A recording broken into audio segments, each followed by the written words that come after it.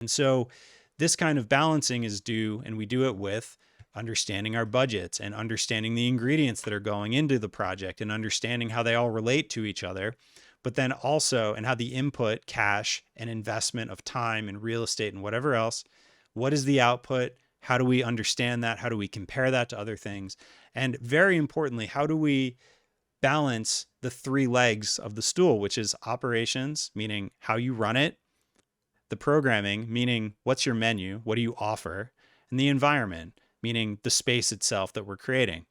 All three of these things have to sing the same song, or you're just not going to get as far as you should, and your success is going to be more difficult to attain.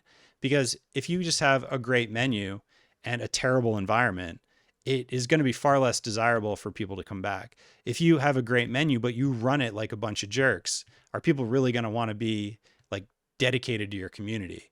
And there's examples of all of this, but the people who do it well, I think, notice how it's not about spending more. It's just about doing this well. And to me, the thing that ties it all together is narrative, using story to create better buildings. And when we use narrative that way, it becomes the baseline, the story that everything else can filter into, so that when we have to make decisions about where we allocate our money, what color something is, how we design a bathroom, or whatever it is it tall? Is it short? Is it big? Is it small? Is it one color or another color? It doesn't really matter if we don't have something to filter it through. And to me, that is narrative. That's discussion.